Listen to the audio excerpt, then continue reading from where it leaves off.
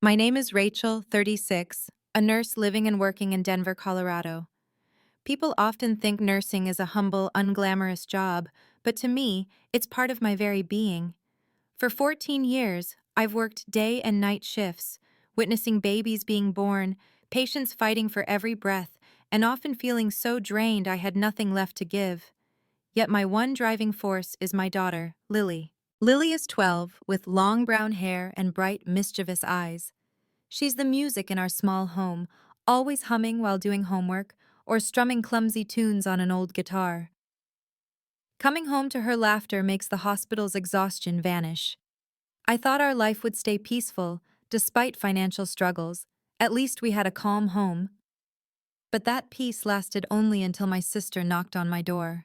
It was an early January evening, snow falling thickly after a grueling 12-hour shift. As I parked, I saw Monica, her husband Derek, and their daughter Sophie shivering on my porch, backpacks and suitcases scattered at their feet. Monica's face was pale, her eyes red. Before I could speak, she burst into tears, hugging me tightly. "Rachel, please let us stay a few weeks. Derek lost his job and rent is too much. I swear, just 2 weeks until we sort things out." I looked at Derek, who avoided my gaze, head bowed. Sophie stood silently, earbuds in, staring at her phone as if none of this concerned her. My heart sank. Years of nursing had made me familiar with the look of desperation. Monica had it. I nodded, though worry gnawed at me. "All right, come in, it's too cold." From that moment, my small home stopped being just for Lily and me. It became a shelter for 5 people, with their habits, needs, and chaos creeping into every corner. To make space, I put Sophie in Lily's room, and Lily moved her blankets to mine. She didn't complain, but her eyes held a flicker of sadness. I ruffled her hair, reassuring her, "Just 2 weeks, sweetheart." It sounded like a promise, but I wasn't sure I could keep it. For the first 2 weeks, I clung to Monica's promise. I stayed up later, cooked more, calculated every expense to feed 5. Monica helped with small chores. Derek went to occasional interviews, but returned silent, and Sophie spent her days glued to her phone. I told myself, they'll get back on their feet soon. But 2 weeks became a month. A month stretched to 3. By the 6th month, I realized I'd become the sole wallet for their family. Over those 6 months, I learned about my own silence. I stayed quiet when Derek stopped looking for work. I stayed quiet when Monica bought unnecessary items with the grocery money I gave her. I stayed quiet when Sophie flaunted designer clothes from somewhere I didn't know. Lily, my little girl, started changing.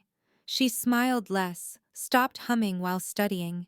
At night, instead of playing her guitar, she sat quietly in my room, sometimes asking, "Mom, when will they go back to their house?" I'd stroke her hair and say, "Soon, honey, it's temporary." But deep down, I felt my trust cracking. I was exhausted, not just from 12-hour shifts, but from stepping into my own home and feeling like a stranger. The dining table, once for just Lily and me, now held arguments, complaints, and heavy silence. The stove was always busy, but gratitude was rare. Some nights I lay awake, staring at the ceiling, asking, "What did I do wrong? Why does my kindness feel like a burden?" But the next morning, I'd put on my scrubs, head to the hospital, and keep saving others. I thought if I could be patient with patients, I could be patient with my family. But patience has limits. A simmering volcano grew in my chest, waiting for a spark to erupt, and I knew that day was coming. Because you can endure many things, but not endless unfairness in your own home. I'm sharing this not just to unburden myself, but because I know others might have sacrificed like me, opening their doors, hearts, and wallets, hoping for change. If you felt this, leave your thoughts below. Sharing is how we find connection. Some moments you never forget, and for me, it was that evening. After a 12-hour hospital shift, my body was drained. I walked in, craving a simple dinner and some peace. Instead, I got a casual remark that shattered my world. Sophie was sprawled on the couch in leggings and a hoodie, eyes glued to her phone. Without looking up, she said lightly, "Aunt Rachel, I used your card for some snacks, and a few other things. It was saved on Amazon, so it was easy."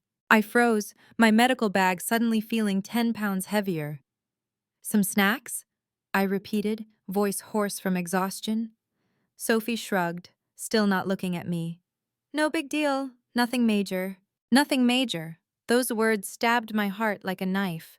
I bit my lip, avoiding an argument. I went to my room, opened my laptop, and logged into my bank account. The screen glowed with red numbers. I held my breath, scrolling through transactions, each line piercing my eyes. A Louis Vuitton bag, $200, sneakers, nearly $800, high-end makeup, skincare, a salon curling iron, and a deposit for a wellness retreat in California, almost $2,000. Total, $6,300. I sat on the bed's edge, hands ice cold. My breathing faltered, as if my chest couldn't hold air. $6,300. Nearly my entire monthly emergency fund, meant for bills, Lily's meds, and the unpredictability of nursing. Gone, because of some snacks. I didn't yell or cry. I sat silently, staring at the glowing screen, ears ringing as if I stood in a void. For a moment, I felt I'd lost control of my life. I'd given up my daughter's room, our home's peace, my hard-earned money. For what? A betrayal under my own roof. I stood, walked the hallway. Monica's door was ajar, yellow light spilling out. I knocked softly. She opened it, eyes sleepy, slightly annoyed. Monica. I took a deep breath, voice trembling. Sophie used my card. $6,300. I can't take this anymore. She frowned, silent for a moment, then sighed as if I'd complained about something trivial. Rachel, she's a kid. She's 18. She doesn't know the value of money. Don't make a big deal. It was a one-time thing. I stood stunned. A kid? I echoed, feeling slapped. Lily, at 12, apologized for dropping a cup, but Sophie, 18, could drain my account and be excused as a kid. In that moment, I saw a brutal truth. I could give everything, but to Monica, it was just my duty, nothing more. I turned away, not arguing. I knew there'd be no apology, no repayment. I closed my door, sat at the laptop again. My hands shook, not from despair but resolve. I opened every app, every tab, freezing all secondary cards they'd used. I canceled autologins for Amazon, Uber Eats, Sephora. I emailed to cancel orders, called stores for refunds on unprocessed transactions. I might not recover it all, but I wouldn't let them take another cent. The clock ticked past 1 a.m. In the quiet room, I heard my heart pounding. Part of me ached from the loss, but a stronger part flared alive. For 6 months, I'd endured silently. Tonight, that pain forced me awake. I closed my eyes, exhaling deeply. For the first time in months, I felt I was steering my life again. Tomorrow might bring chaos, Monica's screams, Derek's anger, Sophie's theatrics, but none of that mattered. I'd set a boundary, and this time, no one would cross it. Outside, winter wind howled through the window. I lay beside Lily, tucking her blanket, gazing at her sleeping face. I vowed, you won't pay for my weakness anymore. In my heart, a volcano had sparked. By morning, it would erupt. If you're still here, you probably feel the simmering anger ready to explode in my little home. What about you? If this story grips you, comment Y to keep going. If not, be honest and comment N. The next morning, my house became a battlefield. Shouts echoed from the living room, footsteps stomped, cabinet doors slammed. I sat in the kitchen, calmly pouring coffee, steam rising from an old ceramic mug. I knew this storm was coming, just not so fast.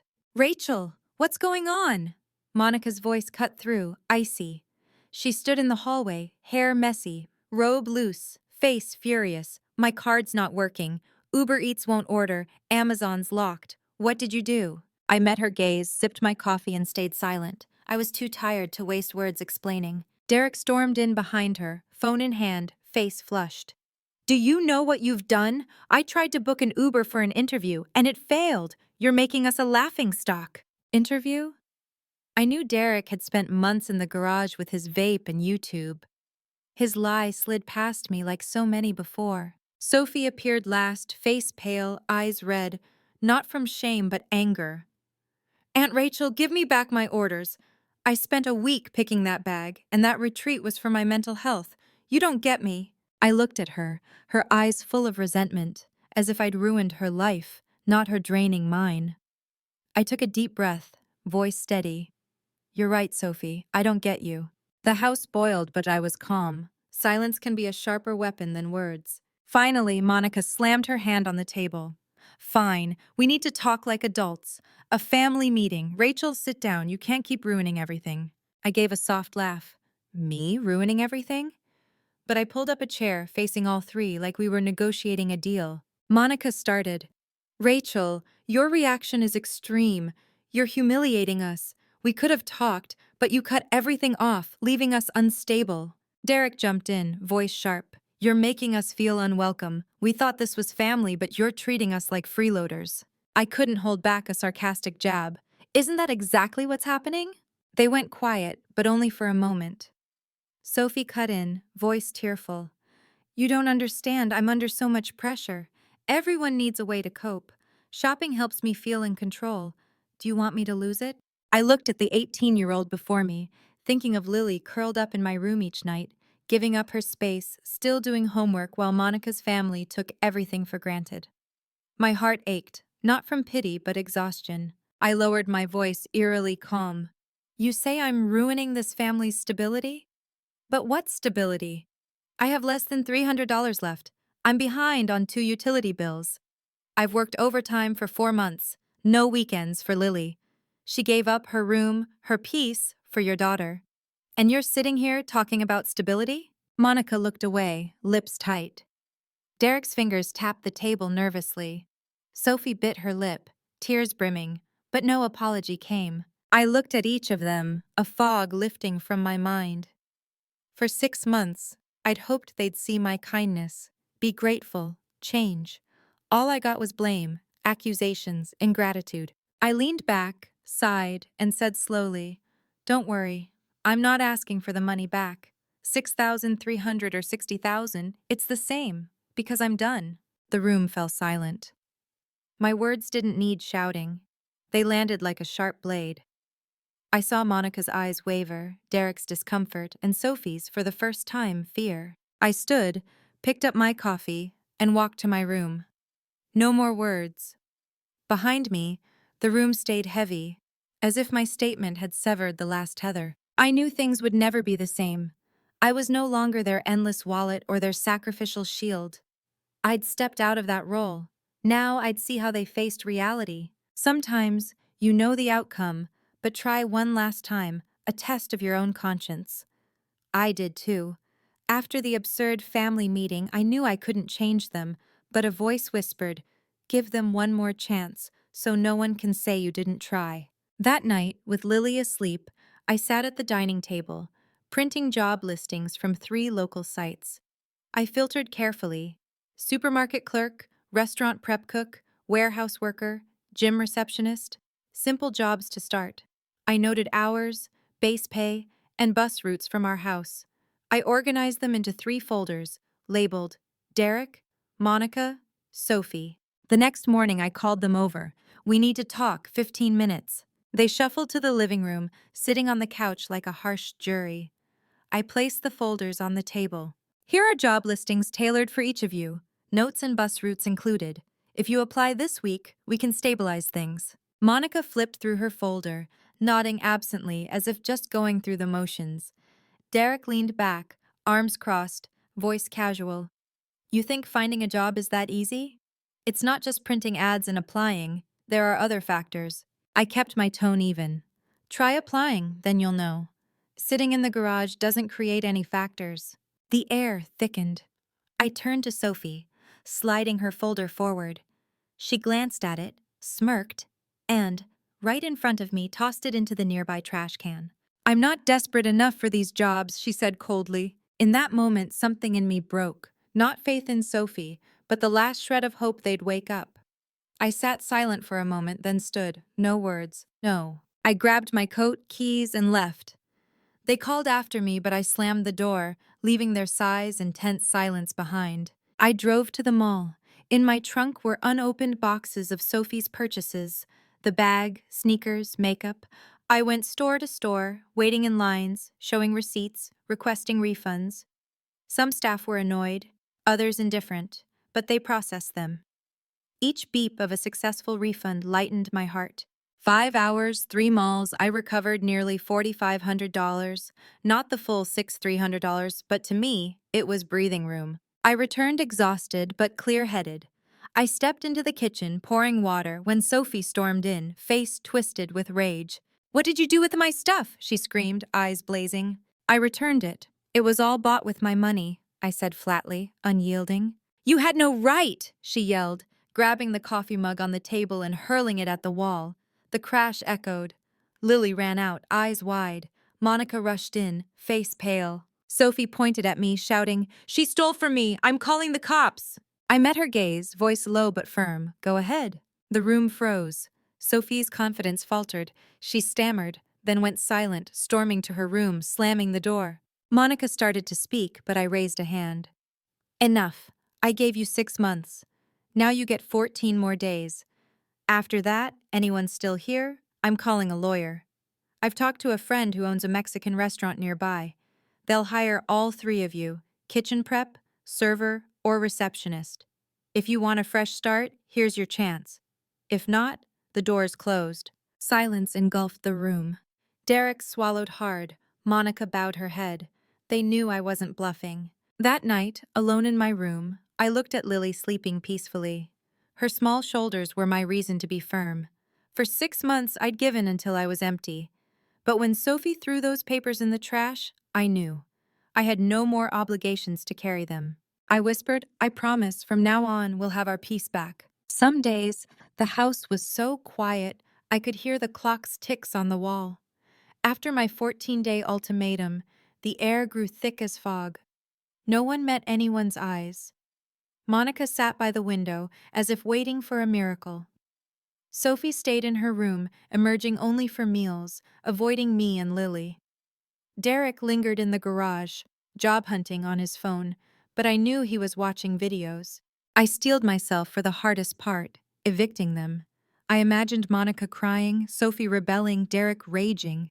Each thought twisted my gut. They were still family, but if I didn't act, I'd lose myself, and Lily. 3 days passed in tense silence. On the 4th evening, after another long shift, I walked in, legs heavy, and saw Derek at the dining table. What stopped me wasn't his presence but the brown envelope neatly placed before him. "Rachel," he said, voice shaky, "I want you to see this." I set my bag down, sat across, eyes wary. He slid the envelope to me. Inside were crumpled bills and a thin pay slip. Total, $280. "It's not much," he said, eyes red, "but I earned it. The Mexican restaurant hired me as a dishwasher. I worked 2 shifts. It's exhausting, but it's real work. I don't want Lily or you thinking I'm just sitting around vaping and waiting. I want to start over." I looked at him, seeing a new light. Not arrogance or empty excuses, but shame mixed with resolve. The face of a man who'd hit rock bottom and was clawing his way up. My heart trembled. For 6 months, Derek had been a useless shadow. Now I saw someone facing his failures. Monica stepped out from the kitchen, eyes teary. She looked at Derek, then me, saying nothing. Her grip on her sleeve told me she was moved. Lily ran in, eyes lighting up at the money in my hand. She smiled, a smile I hadn't seen in months. My own eyes stung. I took a deep breath, facing Derek. "You really want to start over?" He nodded firmly. "I know $280 is nothing compared to the debt or what Sophie took. But it's a start. I don't want my daughter growing up thinking her dad's a quitter." His words hit my heart. I'd thought him careless, but now I saw he still had pride, just buried too long. I paused, weighing options. If I softened, would they slip back into old habits? If I stayed hard, would I miss a chance for our families to change? Finally, I sighed, speaking slowly. "All right, I'll give you one more chance. But hear this. It's the last one. No third chances. From now on, everyone stands on their own feet. I'm not carrying anyone anymore." Monica sobbed, shoulders shaking. Derek bowed his head, muttering, "Thank you." Lily hugged me, whispering, "I knew you'd do the right thing." Sophie stood in the doorway, her face a mix of surprise, irritation, and hurt that her father was changing. In that moment, I saw clearly. Forgiveness wasn't weakness. It was a different strength, setting terms and offering chances without losing my boundaries. I touched the envelope, smiling faintly. Good start, Derek. Keep going. Some endings come quietly, but their silence echoes louder than words. For me, the final days before they left were a mix of relief and unease, like shedding a heavy backpack but still feeling the strap's marks. After Derek's first paycheck envelope, the house's atmosphere shifted slightly. He kept working at the Mexican restaurant. Each morning I heard the door close softly at 7 a.m., his steps heavy but purposeful. Weeks ago, that sound was garage size. Now it was the rhythm of an adult starting over. Monica, after days of silence, took a server job. Her first day, she came home sweaty, exhausted, but her eyes had a new spark. She clumsily shared stories of tough customers, her hands trembling as she held meager tips she'd earned. For Monica, it was a fragile but real beginning. Sophie remained a thorn. She grudgingly went with me to return luxury items. When staff asked, "Do you have the original payment card?" she'd mutter, "It's my aunt's card." Her face flushed, but instead of awakening, she glared at me with resentment. I said nothing. Some lessons come only through shame. I knew, even with Derek and Monica's progress, I couldn't let things repeat. One evening, after Lily slept, I sat at the dining table and wrote a brief notice. 10 days left.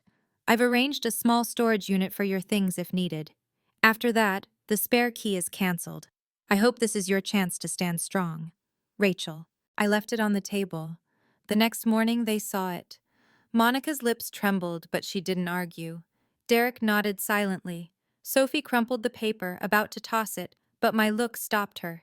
She set it down and left. I knew this decision was final. Those 10 days felt like a strange stage. Derek worked steadily, saying little but doing more. Monica tried, even helping clean the kitchen. Sophie stewed in quiet anger but stopped spending my money. Lily and I spent evenings talking. She asked, "Mom, when they're gone, will we have our music room back?" I nodded. Her eyes lit up, a small lamp guiding me through the long night. I knew I was on the right path. On the final morning, I woke at 6 a.m. The house was eerily quiet. I went downstairs. The living room was empty. Suitcases, bags, gone. On the kitchen counter sat half a box of cereal and a pair of cheap plastic slippers. No goodbye, no thank you. I stood in the room, sighing. The silence made me unsure whether to laugh or cry. But the strongest feeling was freedom. I'd done all I could, given them shelter, chances, one last try. Now they had to walk their own path. Lily and I cleaned the house together. We dragged the guitar and electric piano from the storage corner. The living room became our music room again. When Lily's fingers hit the first notes, my eyes teared. For 6 months, I'd forgotten this sound of happiness. 5 days later, my phone rang. Monica's name flashed. I hesitated but let it go to voicemail. A message came through. "Rachel, I know you don't want to hear this, but I have to say it. Derek's still working hard. He's really trying. Sophie, she's thinking things over, not saying much, but I know she's changing. I hope you don't close the door forever." Her voice broke at the end. I listened again, my heart stirring. I set the phone down. I didn't reply, not out of spite, but because I knew. Forgiveness isn't opening the door without conditions. It's offering chances with boundaries. I'd given them, many times, and now I had to protect my peace, Lily's peace. That evening I sat by the window watching snow fall on the porch. My heart held no more resentment, only relief. I'd learned that kindness without boundaries becomes a chain. 6 months taught me, setting boundaries preserves love for those who truly deserve it. Lily sat beside me, asking softly, "Mom, we're okay now, right?" I hugged her, smiling, "Yes, sweetheart, we're okay." Reflecting on those 6 months, I realized the greatest value wasn't in the money lost or regained, but in learning about boundaries and true forgiveness. I understood. Helping family doesn't mean sacrificing everything, and love endures only with respect. Forgiveness isn't opening the door for others to trample your trust. It's offering chances with limits, so both you and they can grow. I chose peace for myself and my daughter, And that's how I protected what matters most, our real family. I believe some of you have faced this too, being used, your kindness taken for granted, until you had to say, enough. If this story touched your heart, leave a comment, share your thoughts, and follow for more stories. Maybe one day your story will inspire strength in someone else.